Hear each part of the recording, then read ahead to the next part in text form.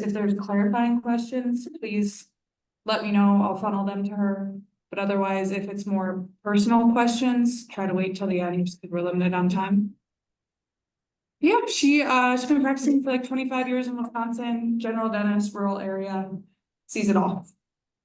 I do. All right, thank you. Can you guys hear me? Can you guys hear me okay? Yes. Okay. Can you get so far? Yeah, I can hear you. You guys see my slide and everything? We're good to go? Yep. Okay, wonderful. Okay, thanks for coming, you guys. So yes, this is just a quick presentation on airway health screening for pediatrics. And when I first heard about airway stuff, like in dentistry, honestly, I thought, that sounds kind of weird. Maybe it's kind of hokey. And I wasn't really so sure. But what ended up happening is that I opened my mind and it completely transformed the way that I practice. So I'm really eager to kind of share some things with you guys today. So a little bit about my background. I got my DDS about a year before Lauren's time, 1999 at the University of Minnesota. I have been in private practice for 25 years. I've been practicing more as an airway focused sort of person for probably 5 or 6 years, I would say. It started to catch my attention. And that journey for me started in 2018 at Spear Education. So some of these places I'm going to name, as far as where you guys can get continuing education after graduation, write this down because like Spear is one of the top, I would say, in the country, if not the world, for continuing education. So in 2018, during that lecture, I realized that, patients are going through my mind. I knew who might have a problem, including, your classmate, my daughter, Lauren, who we'll talk about a little bit later. So then I continued, I went to the Dawson Academy. They're in Tampa, Florida, and just a great place to go for continuing education. I think they're in specifically St. Petersburg, Florida. And then at Dawson, I saw an ENT doctor lecture, and his name is Dr. Sarush Zaghi, and his slide in my presentation is really rooted in his slides, and he's really who trained me. I saw him speak at Dawson, and then I did a mini residency with him, and he's at the place called the Breathe Institute in Los Angeles, California, and they are probably the leader worldwide in education as far as sleep and breathing disorders, how they relate to ear, nose, and throat, and dentistry. He came to my practice in rural Wisconsin. That was like a little claim to fame. These organizations, if you're interested in what I'm saying, the AAGO, AAPMD, a lot of acronyms. If you write those down, look them up. Those are great organizations. And I just traveled all over the place, in the United States to learn about this. Too many to mention. I'm also a clinical instructor for surgical placement and restoration of dental implants for a company called Restorative Driven Implants. So that's another passion of mine. And just about 2 years ago, I started implementing some orthodontics in my practice to help treat airway disorders, and that'll make more sense here later on. I also became a graduate of Breathe Baby so that I can treat infants with feeding and airway disorders in 2022. So this is a slide again from Dr. Zaghi. He went to Harvard Medical School. And his first day of medical school, they showed him this slide. It says, half of what you'll learn in medical or dental school will be shown to be either dead wrong or out of date within 5 years of your graduation. The trouble is that nobody can tell you which half. So the most important thing is to learn how to learn on your own. So that's what I did. And I would encourage you guys to, the education, it just never stops. It's important to know what's relevant and what isn't. So again, big shout out to the Breathe Institute. A lot of these slides and images come from them. I have permission to use them, but they do want the credit for that. So, and rightly so, they've done a lot of research. This QR code, you guys can have access to my slides if you want them. So don't worry about like really writing everything down, I guess.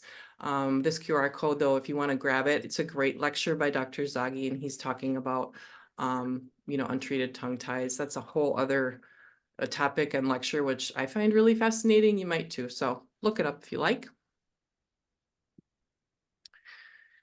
So I want to stress like how important this is, because we see kiddos like every 6 months. And a lot of these kids, especially in rural areas, I think maybe in any area though, they might not always be going to their physician. And frankly, physicians aren't trained to see what we see. So you as a dentist, this is an imperative responsibility to screen for pediatric breathing disorders. Our vantage point is really unique to see them. And if you don't want to treat them, that's okay. But find a provider who can treat these kids, because it can be absolutely life-changing, not only for the child, but for their family dynamics. So it's just call to action here, you guys, to really pay attention to what I'm talking about. Prepare for a big change. I'm hoping that after my lecture today, you might see the dentition in a totally new way. Instead of just, treating disease, you might be able to see an underlying cause and take a more functional approach. And once you see what I'm talking about, you can't really unsee it, and you'll see it all day, every day. So a little bit of background here without going into this too much. So I talk with my hands a lot when I'm talking about people's airways. I just want to be clear about what it is that we're talking about. So airway problems essentially means that somebody's airway somewhere between the tip of their nose and the top of their lungs is deficient. It's collapsing somewhere, or it's too small somewhere, or something like that. So that's what we're talking about. Obstructive sleep apnea, most people have heard of. And when you say it, people just think of a CPAP and they don't really know what's happening. So with obstructive sleep apnea in children, a lot of times these kids are bedwetters and without resolution. And what that means is, so their airway, when you're breathing through here, when you relax, when a child or adult relaxes in sleep, we talk about sleep because that's when we relax. Our airways open during the day. When we fall asleep and relax, if it closes and stays closed for a while and a person doesn't breathe, their oxygen goes down. That's obstructive sleep apnea. That's oxygen drop, okay? There's another condition called upper airway resistance syndrome. And I find that these people tend to suffer even more. What's happening with upper airway resistance syndrome is that airway will start to collapse. And as it starts to collapse, especially in children, their body is really reactive to that. They will have a flight or fight sympathetic tone response, and they will not get into a deep sleep. They'll just wake up enough to breathe. And this process happens all night long. So deep sleep is what's responsible for memory and learning. So many children with UARS will display things like ADHD. They just can't concentrate. They're fidgeting. They're sympathetic tone all the time. They're really uncomfortable and anxious. So it's really, really cool to be able to relieve that for people. So let's move on here. What do we see? Here's just some pictures of kids sleeping. Right now in the beginning of my presentation, I want you to just look at it. I mean, nothing's really too alarming. I mean, you see one child here with a sleep study on him. I'm going to get back to this slide because later on I'm hoping that it might be a little bit more alarming. So before I talk about like disease or how we treat it, I think it's really important to know like what's ideal, because you can get lost in like the details of treatment and you're wondering, what are you really going for? So I just want to point out the obvious here. Can you guys see my little pointer on the screen? Yeah. Yeah, okay. So what we want is, I wish that this little diagram had the tongue completely against the roof of the mouth, because that is what it should be. So in an ideal breathing situation, the lips should be together. The tongue is up and forward in the mouth, completely touching the palate all the way from front to back. And the air is just coming in through the nose. And as it does that, it's gonna pass down behind the tongue. Kind of common sense, but that goal is really important to keep in mind. Breathing should never be audible. You should never be snoring. It's not normal for snoring. So that's the goal that we're going for. So this tongue here, it's our territory, right? We're dentists. And so to treat sleep disorders it's not really out of the field of what we can do, because you know, we do need other providers to collaborate with, such as ear, nose, and throat doctors, but we're really responsible for seeing that tongue all the time, looking at what it looks like compared to the mouth, etc. So what's tongue posture? You guys might be too young for this slide. I don't know if you know who these guys are, but they smoke a lot of weed. And so your tongue posture should be really high. It should be really high in the mouth. That's Cheech and Chong. So here's a more professional slide about tongue posture. So this is what we want. Tongue's up and forward, airway's more open. When that tongue is down, it's going to occlude or narrow that airway. So what can we see in a compromised airway? I'm just going to name everything that's on here. So you can have, you know, mouth breathing, it's not good. Academic challenges, obesity, aggression, anxiety, bedwetting, asthma, that happens from mouth breathing, snoring, sleep disordered breathing. So sleep disordered breathing is an umbrella term for anything, upper airway resistance or sleep apnea. Headaches, fatigue, behavioral issues, depression, chronic allergies, enlarged tonsils and adenoids, teeth grinding, you know, hello, that's us, right? And hyperactivity.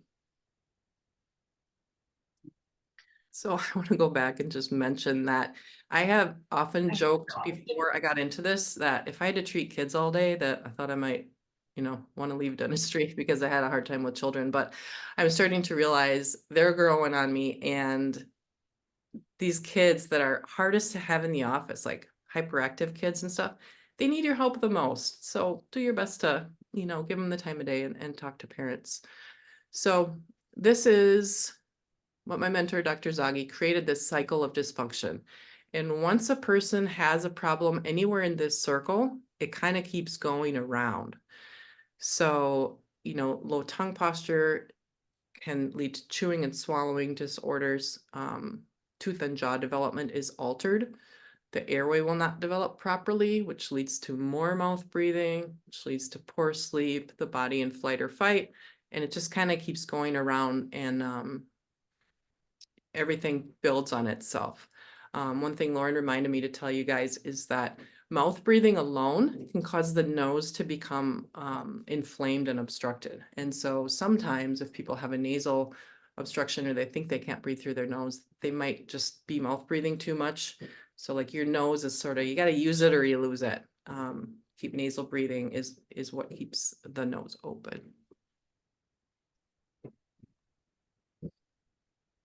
So what can lead to low tongue posture, which, like I said before, will create a narrow airway? Can be just habits. You know, sometimes I have little kids in here, and the mom and dad are sitting there like this during the consultation. They're like this. And they're telling me, I don't know when my kid is mouth breathing, and I don't see anything wrong with the child, but they're just mirroring their parents. They're mirroring that open mouth posture. So it can be just a bad habit. Of course, can be a nasal obstruction. Tongue tie, which means the tongue is tethered a bit too tightly to the floor of the mouth. Low muscle tone of the tongue, meaning if it's just kind of not in very good shape, it's not going to rise to the palate. Or inadequate tongue space. And what that means is the tongue needs to have enough room to live within the confines of the teeth. If it doesn't have enough room, it's going to fall back in the breathing when a person relaxes. This is a slide actually of one of my patients. These are tonsils that ear, nose, and throat is pulling out of her mouth. So collaboration with other providers is really key. I saw this little girl in my practice and diagnosed that she had really big tonsils. I referred her. And I mean, look at the size of that. Can you imagine trying to breathe around those? It's incredible. I mean, she's much better without those. So, I mean, you can determine if a person can nasal breathe or not. And if not, you can help them establish that. So let's talk about growth and development and how the tongue has a vital role in that. So the teeth come into the mouth into position as a result of muscular function. And where the teeth come in, the skull development will follow the teeth because of course you got, bone around your teeth. And in order for the tongue to have enough room to live in the oral cavity, the palate needs to develop wide and the jaws need to grow forward, okay? I'll talk about that in more detail. So like I said, that tongue needs to be up against the palate to make enough room for itself as the jaws develop in childhood. And if the palate is the ceiling, what's the floor above? Thanks to Dr. Koppelson, we have this slide. Obviously, this is the maxilla.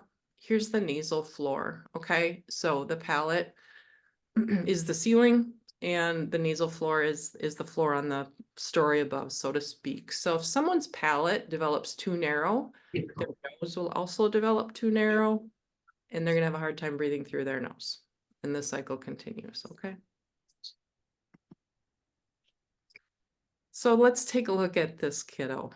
Like, what do we think? So the development that you see here with this really narrow palate, that palate doesn't look like a tongue, right? It doesn't look like a tongue has been in contact with it. So always when the teeth are coming, we have the muscular function of our lips and our cheeks, and that wants to make everything narrow and bring everything in, okay?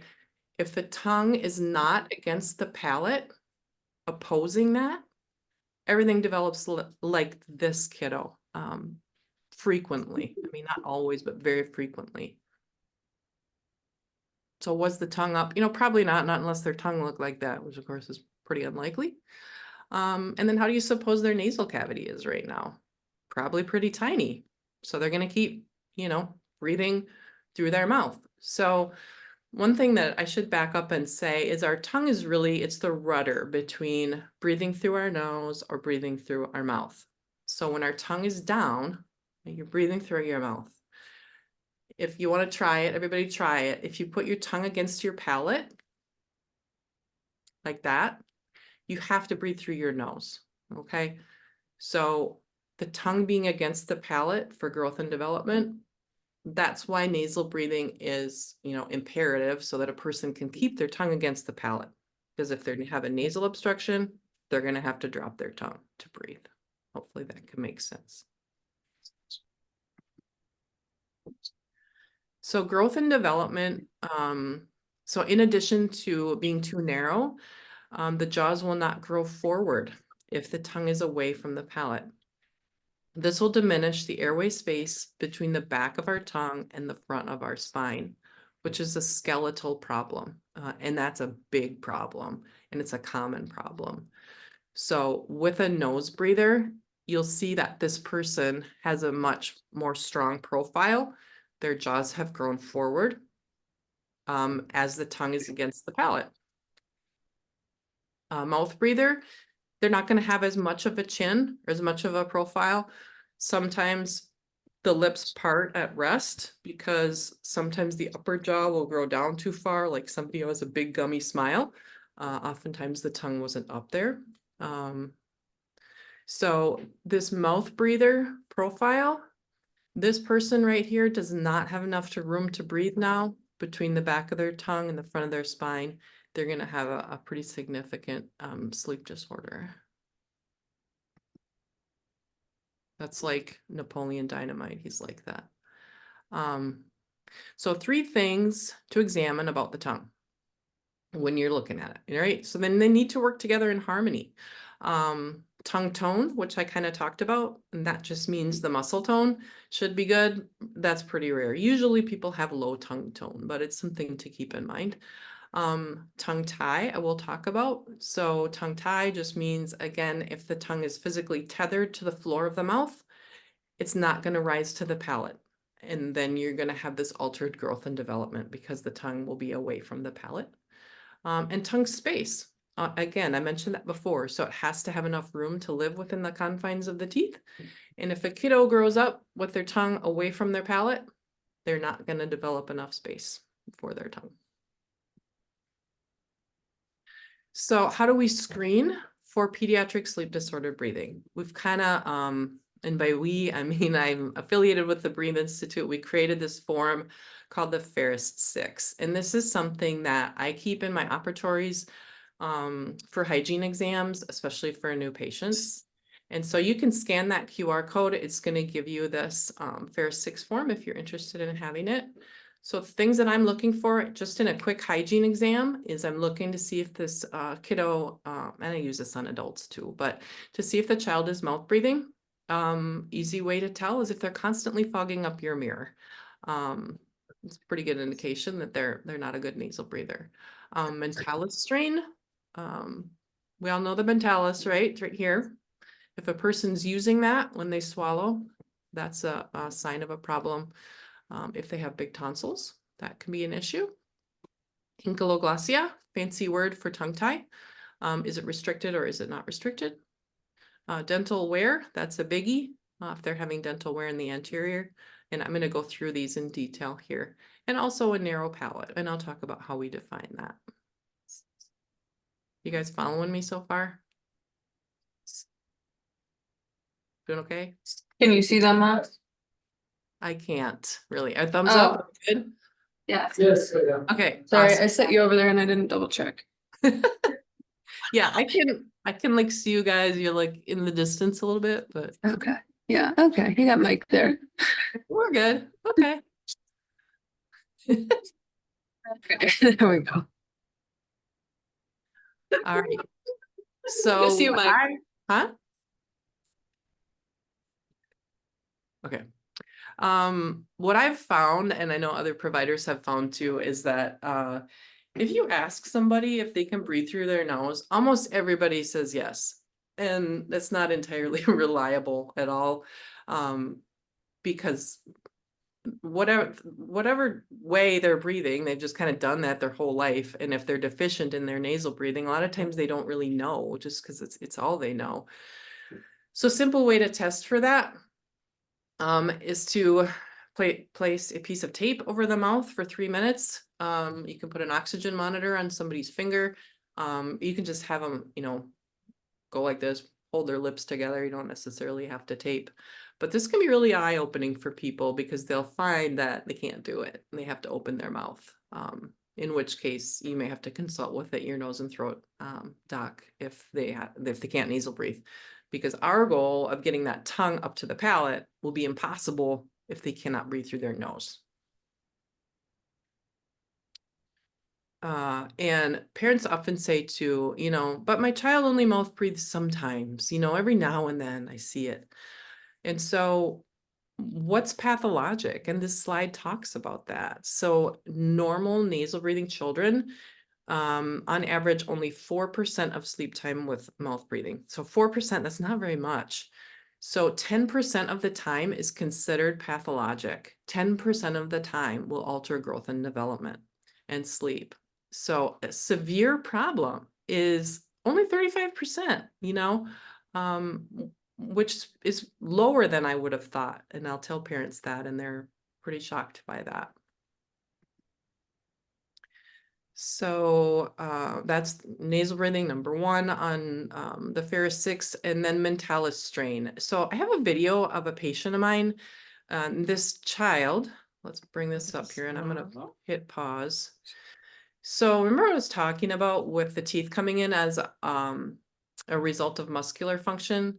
So look at this little boy's teeth, and you can see that he's got a lot of spacing. His teeth are just flared out.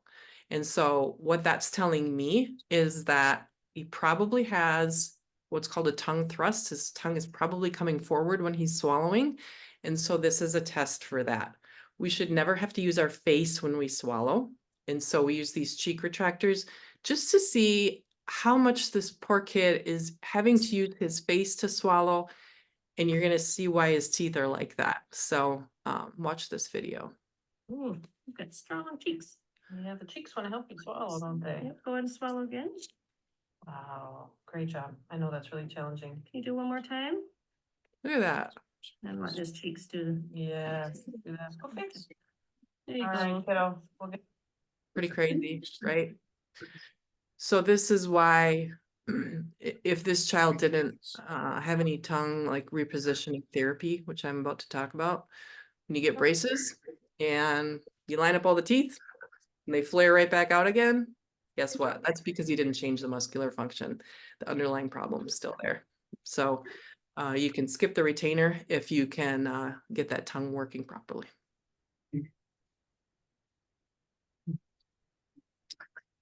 Okay, so tonsil hypertrophy. You can see this, you know, take a little peek back there.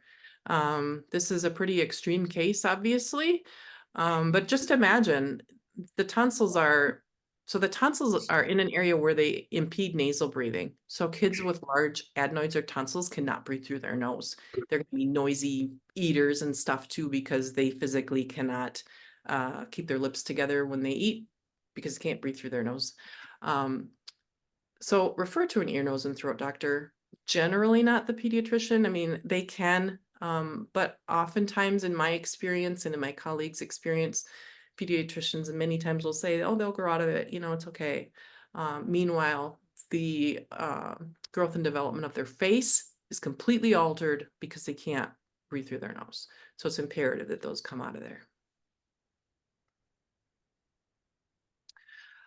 Tongue tie or ankyloglossia, there's a lot to that. Like that's a whole other lecture because diagnosing that properly is really important. And it's also important to know that even if people have a tongue tie, if they don't have a functional problem, like they're sleeping well, their teeth are coming in fine, there's no reason to treat that. It's when they're having these issues that you want to treat it. So there's 5 dimensions of tongue tie assessment. There's a great lecture on this, and that this QR code will lead you to that lecture if you're interested in hearing Dr. Zaghi speak about that. I obviously think it's pretty fascinating.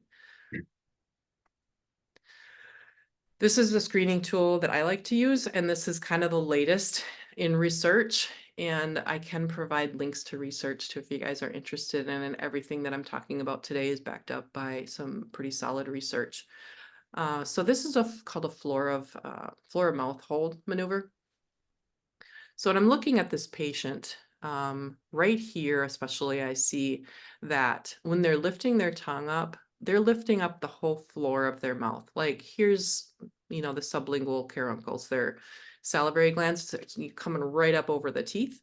And it shouldn't be like that. I mean, that's telling me that they're trying really hard to bring their tongue up, and certainly at rest, it's not going to be against the palate. So when you just correct for that, you're not, you know, trying hard to, you know, push the tongue down. You're just pushing the floor of the mouth where it belongs.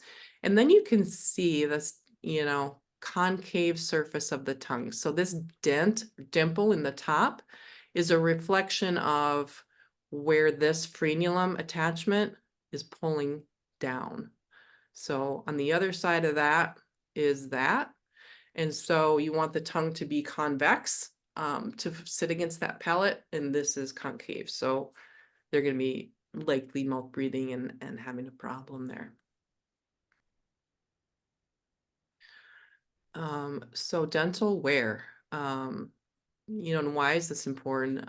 Because bringing the mandible forward opens the airway. So forward and back grinding, you know, like a bulldog, like this.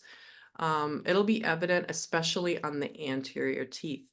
The only exception of that would be a class 3 occlusion. Obviously, if somebody's already sitting like that, you know, then they're going to be wearing their back teeth. But generally with a class 1 or class 2 occlusion, if you see excessive anterior wear like that, it's because this child is grinding forward. When they do that, they bring their tongue out of their airway, and they're doing that day and night. Typically, it's not just at night. So that's a big risk factor. And then like one of the last ones I think here on the Ferris 6 is maxillary intermolar width. So this is some objective measurements that a person can look for, you know, in pediatrics. How wide is it going to be in millimeters between the lingual of number 3 to like the lingual of number 14? It's just a kind of a guideline as far as what we're really looking for tongue space in adults. if you're 40 to 42 millimeters, you're really rocking it. That's pretty rare. I would say most people, especially people who've been treated with like Western conventional orthodontics, are usually in that like 32 to 35 range, which to me is really sad because they're short on tongue space. And also, just look in there. Sometimes people are kind of narrow, but they're lucky they have a small tongue. Sometimes people can be really wide and they're still a little bit crowded with the tongue. So you just look in there and use some common sense about that. I like this, for example. What do you think about this tongue size?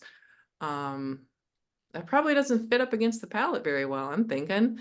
Tongue scalloping is a sign of a problem. So if you see the shape of the tongue like this, you have a patient swallow and then stick their tongue out. This scalloping is from this patient having to put their tongue up against their teeth. So it's the shape of the lingual of the teeth that becomes embedded in the tongue because they're having to shove it out of their airway to breathe, okay? So tongue scalloping actually in the medical community is becoming very well recognized as a sleep apnea screening tool for physicians. I'm really thrilled to hear that. I would also personally add caries in children as a risk factor. Mouth breathing kids have class 2 decay. So of course, class 2 decay is in between the teeth in the posterior. So you'll see it between all the baby molars. They'll have little cavities in there. This for me was really a biggie in my practice because in my practice, I couldn't oftentimes figure out why some kids who are obviously super well cared for, they have a great diet, they've got siblings with no decay, and they come in and they're just kind of bombed out. Like, why? Why is this happening? And come to find out it's because that child is mouth breathing and their siblings are with no caries are nasal breathing.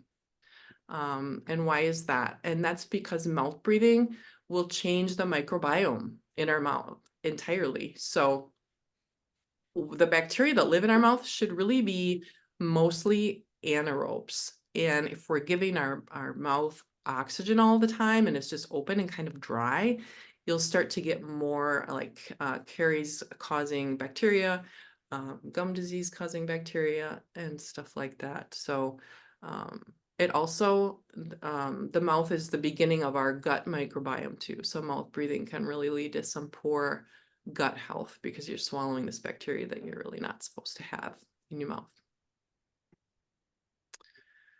So now what? You may have determined that your patient has risk factors. What do you do? So keep this in mind. In dentistry, I think, me anyway, I get used to being able to fix things today. It's like you come in, oh, you've got a cavity here, here, and here, or maybe you need an extraction here, and we can make a treatment plan, we can fix it, we can get you out of pain today. This is not like that. You can't fix it right today. And just having a conversation about it is a success. Just raising parents' awareness about it is a success, for now. And what's their medical history? I like to ask about stuff, concentration issues. How does your child sleep? Are they wetting the bed? If you don't say something, like who is going to help this child? Nobody. Nobody's looking in their mouth as an expert like you are. So it's really important to speak up. And what happens if you do nothing? They don't grow out of it. They grow into it. They're going to grow into something else. So the importance of early diagnosis and treatment. This is one of my favorite slides from, again, Dr. Zaghi. Western medicine, a lot, as far as sleep disorders go, they don't treat somebody until they're on fire, okay? Until they have been suffering with sleep apnea. Maybe an adult is coming in with uncontrolled high blood pressure. Somebody had a stroke, or they're so fatigued that maybe they are getting into a car accident. They're going to get some attention for sleep disorders. But a long time before that, there was smoke. And there's an infant who couldn't nurse because they're tongue-tied. There's a child wetting the bed and nobody diagnosed apnea. these kiddos are gonna have wear on their teeth, and we can see the smoke and change the trajectory of a child's life. And I just think that's very, very powerful.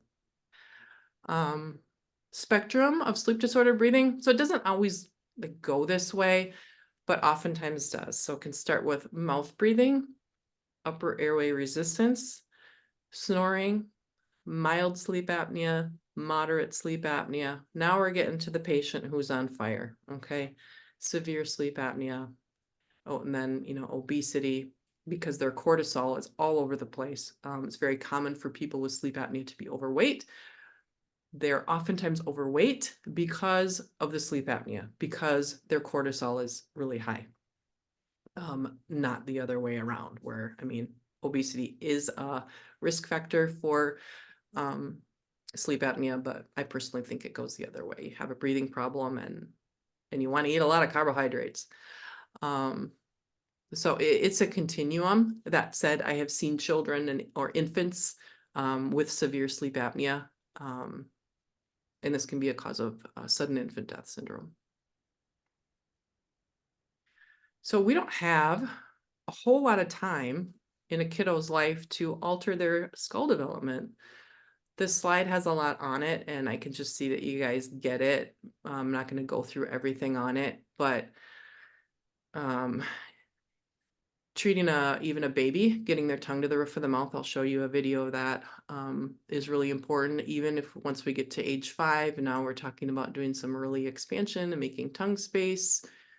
By the time a child gets to age 11 or 12, which is pretty darn young, I think, it becomes much harder to alter their skull development, and they're getting into a time where you can't change it without some major jaw surgery like Lauren had. So I like this this slide, and you're welcome to have it and just look at it at your leisure.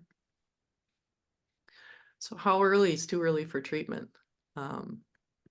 This is not too early. Let's watch the video of this little baby. This is my little patient.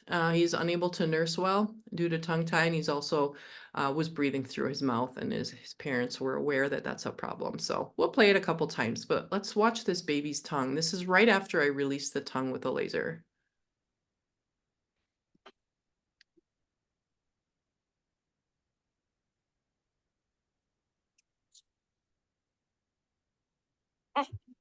Right there. Good boy. So he was in my dental chair for, you know, about 10 seconds under that laser. And now he's got his tongue to the roof of the mouth. And that's just awesome, because I know that he has a much better chance at life and a great growth and development pattern. So let's just watch that one more time.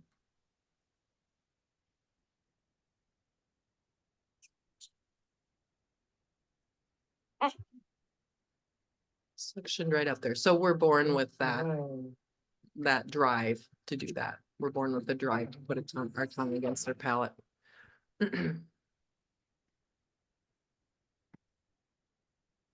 Just to clarify too, a baby that's released like that, they can nurse immediately. They may have never been able to successfully nurse, but if mom is still producing milk, they will start nursing and it'll be like they never had a problem.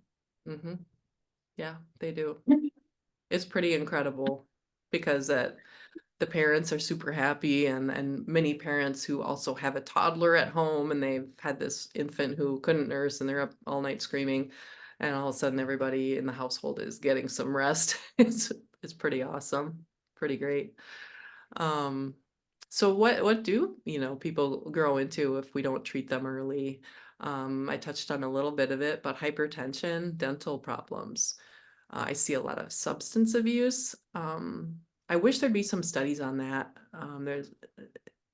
We see it a lot. That one, there's not a ton of studies on, but people feel like garbage, so they want to drink or, you know, use substances. Poor brain development. Kids who grew up with poor sleep, their brain is not going to develop the same.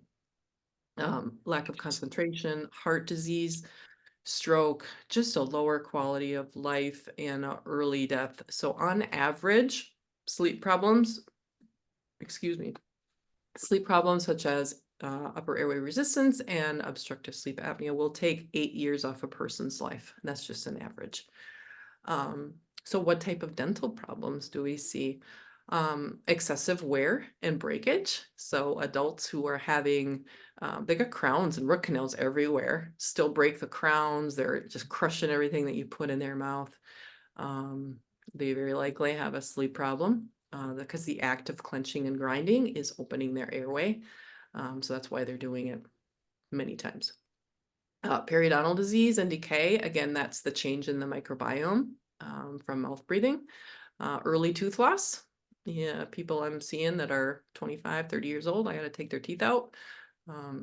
They've got a breathing problem. Loss of vertical dimension. Do you guys know what vertical dimension is yet? No? Yes? It's essentially when their teeth are grinding so much, or there's a lot of tooth loss, your chin gets closer to your nose. You know, that's the vertical dimension. It shrinks. People's faces kind of collapse. So how do we get to our goal of getting the tongue up and forward in the mouth? Nasal hygiene, and by that I mean like neti pots, nasal sprays like Flonase, or there's a xylitol spray that can go in the nose that can really help people, ruling out tonsils and adenoids. Myofunctional therapy. Haven't used that term with you guys yet, but I'll talk about that. And if it's indicated, a release of the lingual frenulum. So, and that's done in a very precise way, tongue moving up. So I'll show you that stuff. So what's myofunctional therapy? I'm gonna move my little camera here. So it's essentially like physical therapy for your tongue and your face. So it's going to strengthen the tongue to go up and forward, strengthen the lips to be sealed at rest. And also it will help unravel bad habits. So like we saw with the video of the child who was trying to swallow, myofunctional therapy would help him with that, to teach him proper tongue placement, to teach him proper swallowing. And honestly, a child at that age with myofunctional therapy alone, you'd see the teeth start to come back without even using brackets and wires. And it can help little kids get away from nail biting, thumb sucking, and things like that. Generally, kids who do that, they're trying to get stimulation in their mouth. If they cannot get the tongue to the palate, they want something else in there, like a thumb or a pacifier or something. They'll be chewing on something. So myofunctional therapy, getting that tongue into the right place, will help to unravel those kind of bad habits. So here's an example of tongue tie diagnosis and release. I'll show you some pictures here. So this patient with treatment did experience better sleep, resolution of excess muscle tension, and easier swallowing.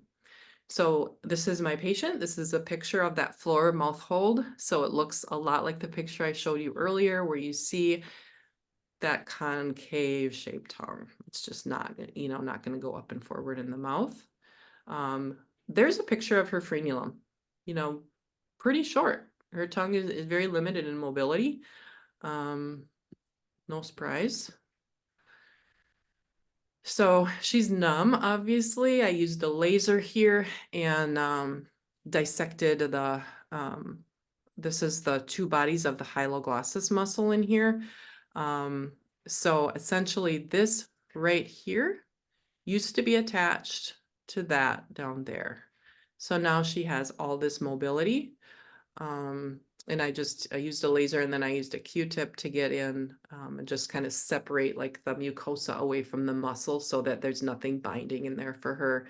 And then I just take this side and kind of close the drapes there and use some gut sutures there. This patient instantly had some relief of muscle tension throughout her neck. Many times these tongue ties just create a lot of tension in the jaws, neck, and shoulders, and that just completely went away for this lady, which was pretty cool. So what not to do? Do not use anything that retracts and it brings the teeth back, like premolar extraction. Don't get me started. This is still done. So in I'll show you a picture, but you know, when the teeth come in too crowded, an orthodontic solution before we knew better was to take out premolars so we can line up the rest of the teeth. But guess what that does to tongue space? It's a disaster. It pushes the tongue into the airway, okay? Retractive headgear, I don't see this used too much anymore. Gosh, I hope it's not used where, you know, device that went around the head and brought the teeth back. Or use any device that attaches the upper jaw to the lower jaw. There's a lot of these devices out there and they advertise that they help the lower jaw to grow forward, but instead what they can oftentimes do is retract the maxilla. And when you bring back the whole maxilla, now you're really in trouble because the soft palate then gets, you know, closer to the spine and you're going to close the airway. So this is the same picture that I showed you guys before. 20 years ago, it may have been that they would have taken out the first premolars because look, we don't have canines in yet. There's no room for canines for this kiddo. So sadly, oftentimes the first premolars would have been extracted. The canines allowed to come in and everything just lined up. And you can't breathe. I mean, the tongue's not going to fit up there. The nose is too narrow. So you want to avoid premolar extraction, avoid retractive headgear. My older sister had a headgear and I was lucky enough to have expansion because I'm 8 years younger and she has severe sleep apnea when we're put together very similarly and I have very mild. So hopefully that makes sense. So what do we do then if we can't do those things? If the jaw's developing too narrow, what do we need to do for tongue space and an aesthetic functional occlusion? Expansion.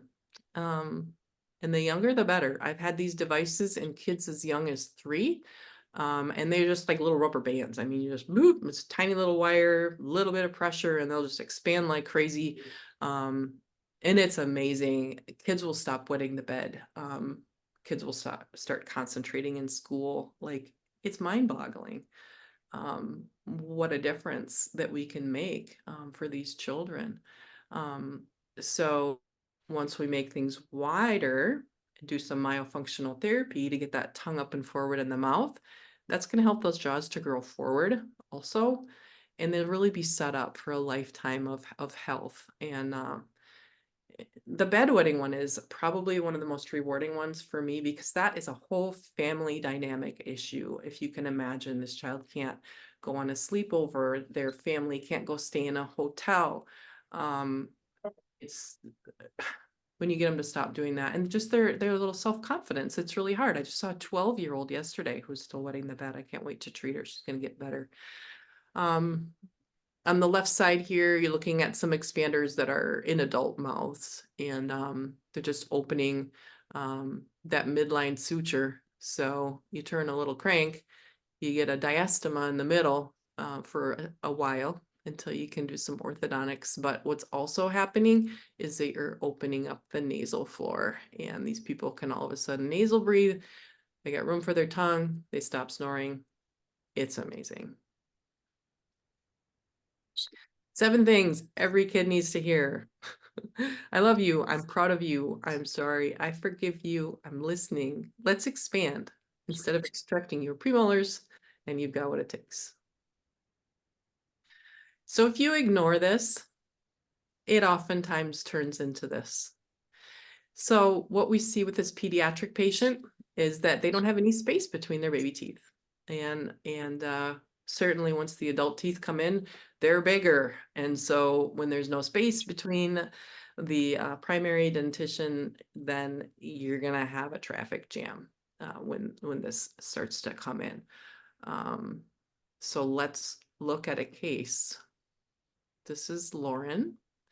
And this is Lauren, you know, I didn't know any of this stuff when she was a kid. And when I was sitting in that lecture at Spear Education in Scottsdale, these pictures started going through my mind and I was emotional. And I wasn't the only one in the room who was emotional, knowing that they missed something in their child. So here she is, maybe a couple years old. Check out that crossbite over here. She's open in the front because look at what she's got there, a little tongue thrust going on. She did take a digger and broke her front teeth, so that's why that's like that. But she's been mouth breathing because she's tongue tied, and so her maxilla didn't develop wide enough. So you see that crossbite. Anterior open bite developed, and look what happened, just like the slide I just showed you. There's no room for her canines. And guess what happened? Her first bicuspids were extracted. And I took them out myself. I didn't know any better. Not fun for me, or mostly, obviously mostly for her. So what was happening with Lauren? She had some pretty poor sleep, pretty high anxiety. She's having upper airway resistance syndrome. So her airway's starting to collapse, but she stayed in flight or fight to keep breathing at night. So she didn't get deep sleep. And was very anxious throughout the day from that all night flight or fight problem. She also had acid reflux, which is a common symptom. I'm not going to go into why right now, but acid reflux was a huge problem. She had a botched acid reflux surgery on her stomach that almost killed her right before undergrad. Orthodontic relapse she had, because of course we lined up all the teeth, and just like I talked about, she still had the underlying problem. Her tongue was too big, her tongue was coming forward when she swallowed, and so her anterior open bite opened right back up. So when she bit down, she was only hitting her second molars. The front was completely open. Did I mention anxiety, OCD tendencies, and premolar extraction? Ooh, my heart will be broken about that till the day I die. So here's what we had to do. Double jaw surgery. So this is a last resort, and a lot of people don't have access to this. Not only do they not even know it's an option, they don't have access to it. I traveled through my AAGO affiliation to hear this surgeon speak, and I thought he was the best. He's in St. Louis, so I took Lauren there, and she was gracious enough and brave enough to go through this surgery. I give her so much credit for that. But here's what she looked like, you know, right after surgery. There's a picture during surgery of all the pins and stuff she's got in there. The surgeon took this video in the OR to show me that she didn't have an anterior open bite anymore. So I'll play that. Good. Let's look at that Yeah, again. that's next time. Good. Yeah. So MMA is a big deal. But it cures. You're done with the sleep disorders if you can get MMA, maxillary mandibular advancement surgery. So the only option is cutting bones if you don't catch it when people are children. I do want to touch on functional orthodontics real quick. This doesn't always apply, but this is a patient of mine. So you can utilize muscular function to move teeth. So this little girl came to me and she looked like this. You know, she's interlocked with this little crossbite, and look at her gingiva here, even on her mandibular incisor. It's very thin, unfriable, wasn't very well attached. And so she was treated by, what I did was I simply built up her posterior teeth to unlock her anterior teeth. Meaning that, you know, when she is biting down in that first picture, everything is locked together here, and this doesn't have the opportunity to self-correct. And so what I did was I just put some composite on her posterior teeth so that she was unable to bring her anterior teeth together. We did some myofunctional therapy, and her teeth self-corrected. So this was no braces or anything. Eventually, number 10 here did continue to come in the way that it should.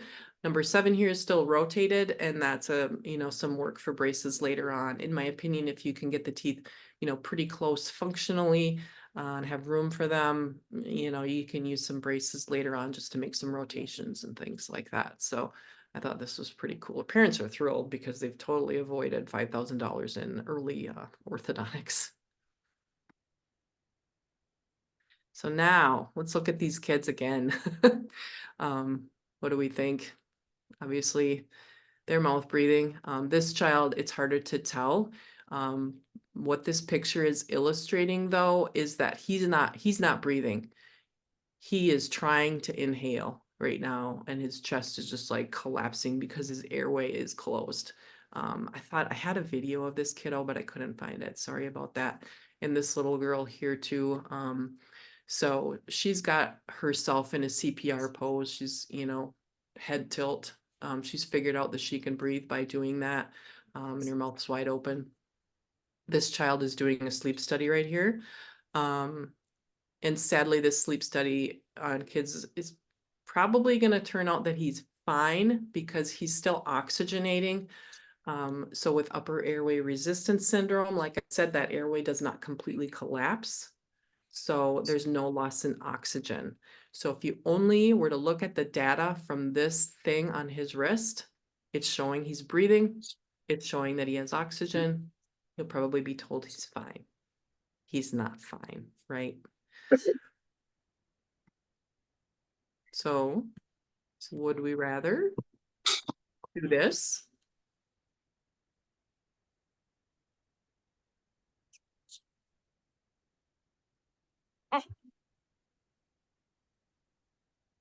Oh boy.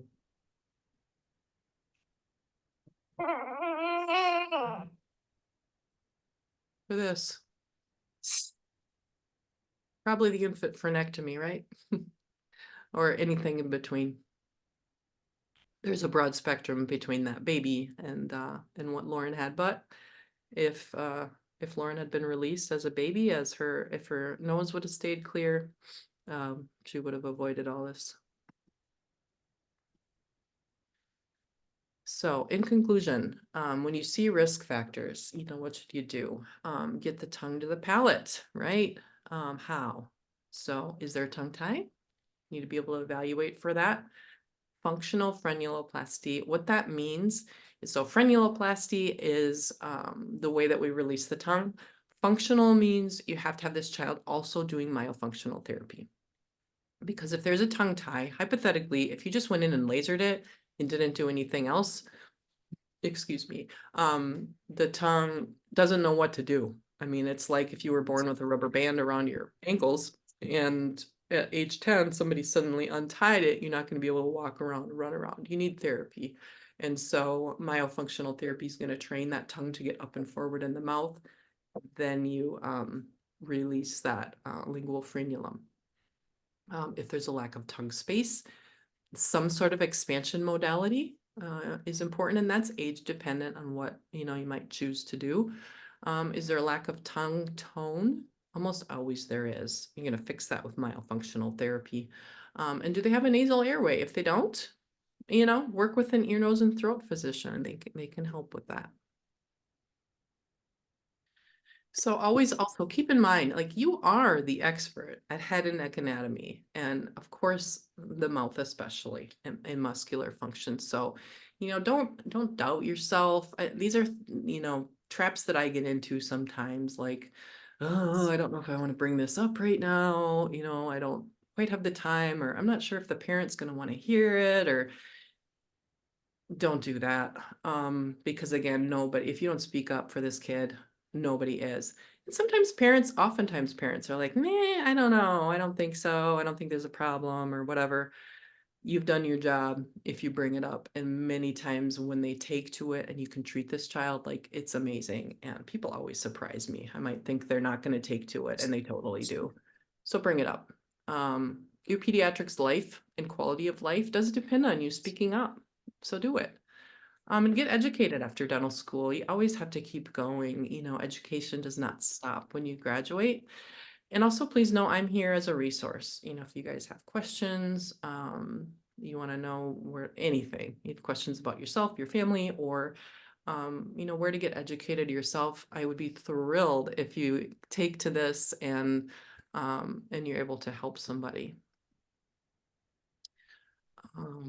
So thank you very much for your time and attention today.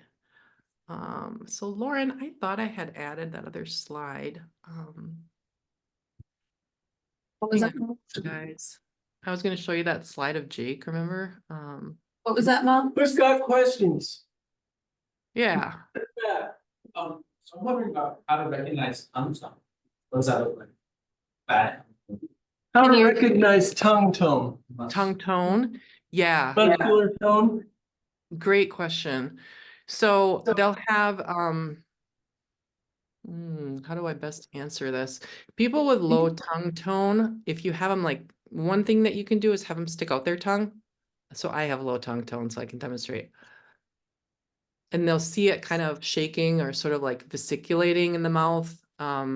It's just kind of, people don't have a good connection of, like, maybe you've experienced in clinical and you're like, you tell the patient, oh, move your tongue one way, and they're like, completely the other way. They don't have any proprioception of where their tongue is in space. They just don't know. But you'll see it just kind of, the muscle just kind of jiggles. It looks like a bowl of jello, for lack of a better term, when they don't have good tone. Really, nobody has good muscle tone in their tongue unless they're doing myofunctional therapy. It's just like, who has a problem with it and who doesn't, I would say. And like if you diagnose, if you can see that they have a tongue tie, they haven't been using that tongue muscle. They're just not using it at its full capacity, so you know that they have low tongue tone and that they need to strengthen it. Because even for me, when I go see my therapist, and obviously I have the resources, but she'll tell me to do something and I think I'm doing it, and then my tongue will start to shake and then it hurts. And it feels like I'm at the gym, but I'm just trying to stick my tongue to the side. Yeah. Yeah, like the analogy I Did use. you have one, Natasha? Go for it.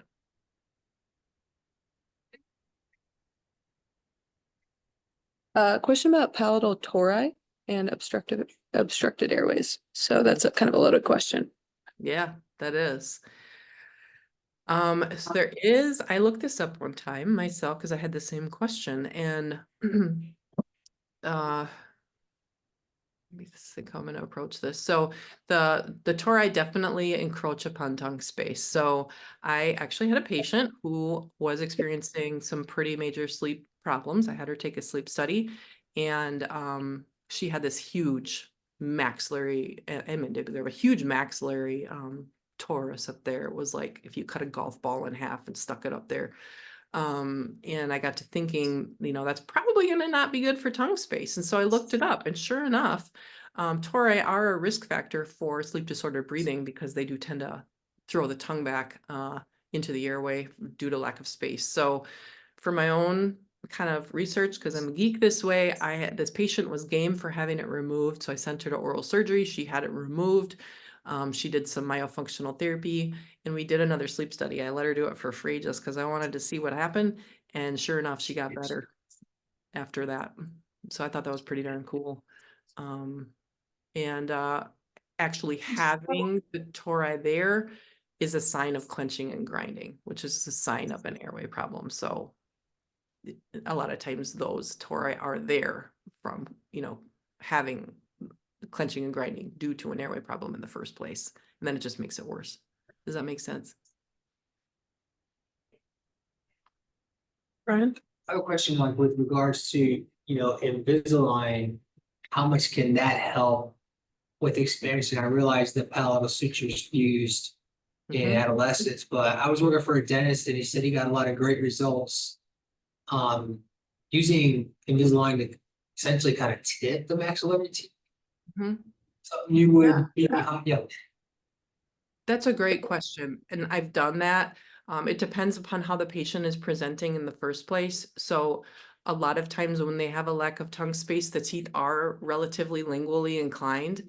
And so you do have room to kind of stand them up and just dentally create some more space. What I'm looking for when I'm doing that is making sure that they are in fact lingually inclined and I can tip them up. And also that on the buccal, they would have a lot of attach some really nice attached gingiva, you know, like if they're having some recession or bone loss on the buccal, certainly that would be contraindicated. But that is something that I do for adults on a regular basis. And it does make a pretty significant difference without having to cut open that midline suture. Because I do that for adults as a treatment, is I'll cut open that midline suture and expand them, but not everybody's game for that. So you're right, the Invisalign can really help. And then real quick, how old is the infant? How old was that infant? Yeah, the infant you had in there with the tongue, I believe that baby was about 6 weeks old. What's the youngest you've had? Oh, a day. I have infants who come to me on the way home from the hospital. Because yeah, the local hospitals know that I've kind of educated my community, and a sign of tongue tie is feeding problems. And so most of the time those babies are coming here for feeding problems. But then I also explain to the parents, you know, what I'm doing, getting the tongue to the palate and how important that is for growth and development. And then there are little exercises that parents can do, like pushing up here. If you try that on yourself, push there, pushing your tongue up. So if you do that on an infant, that'll help to get their tongue up there. So infants with feeding problems are future sleep disorder breathing people. So 1 day old, I see them 1 day old routinely. Anyone else? Over here? Sorry. Okay, you go first.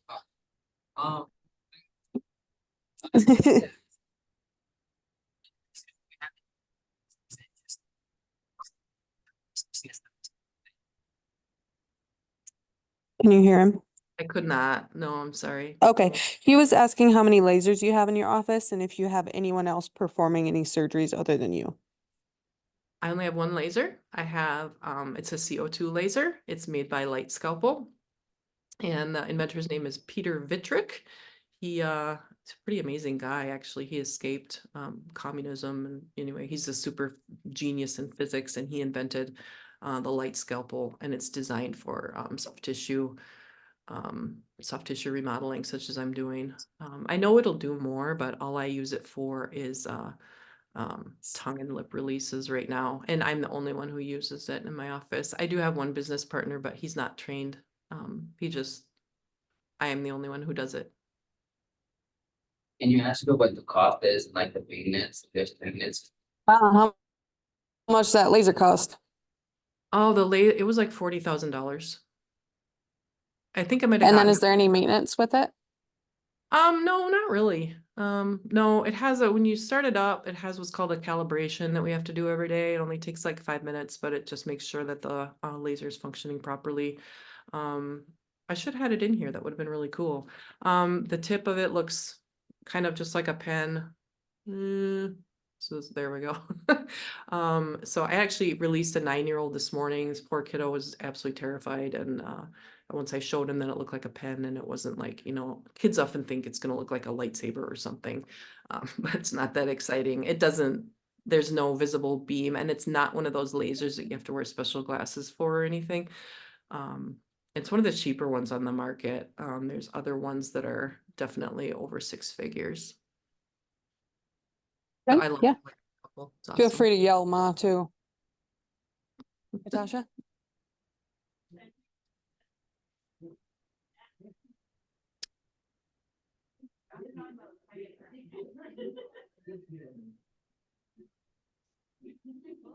Will you repeat the first part of your question? Oh, special needs. She's asking special needs population with wider tongues. Yeah, Is that a sleep apnea problem? absolutely. Yes. I have Down syndrome in particular. A lot of those trisomies, yes, large tongue. And I feel like kind of at a loss. That's actually someplace that I want to further my study to be able to help more. I do have one little girl with Downs who I've got some expanders in. The first ones I put in there, she just didn't tolerate really well. And I'm expanding her again now, but I just know that I'm not going to be able to get her wide enough for how big her tongue is. So you know, she's pretty high functioning. I feel like we could do some myofunctional therapy with her. But yeah, that's a difficult population and I'd like to learn more about that. But those kiddos definitely are having obstructive sleep apnea. And a kid can't wear a CPAP. Well, what kid would want to wear one? And also it will inhibit the maxillary growth if they're, you know, wearing something on their face at night. So that's a challenging one that I don't think anyone has an awesome answer for right now. Sometimes they cannot afford to go to all those surgeries and stuff. Any lifetime and the life changes. She's asking about people who maybe need jaw surgery but can't afford it. Is there in between steps, lifestyle habit changes, things like that? Sure. So there are things that can help. Definitely they're, you know, likely going to be bound to a CPAP machine, but certain things can help. Anti-inflammatory diets, nasal hygiene. Oftentimes with narrow palatal development, you also have the septum that happens in the middle of the nose can grow deviated when it's too narrow, you know, correcting that can help, but generally just, you know, staying away from sugars, processed foods, making sure that, you know, people aren't overweight. Those things can definitely help. There are oral appliances out there that I'm pretty strongly opposed to personally, but they are used, they are mainstream. And what these oral appliances will do is they attach to the maxilla and the mandible, and they just hold the mandible forward and sleep. So essentially that's holding the tongue out of the airway, which in concept is, you know, pretty smart. But what happens over time is that it can retract the entire maxilla, even in an adult. And so if you retract the maxilla, you know, now that patient's really up a creek. So I don't recommend those. You may see that. There's a device out there called Inspire, and it's a implant that goes into the tongue, and it's relatively new.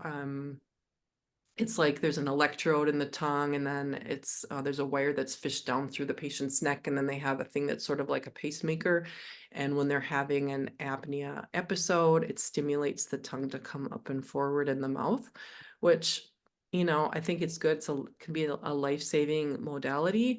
However, I'm really interested to know the effect on the teeth, because I think these people's teeth are going to just, you know, kind of splay out, just like that child's video where the tongue was coming forward.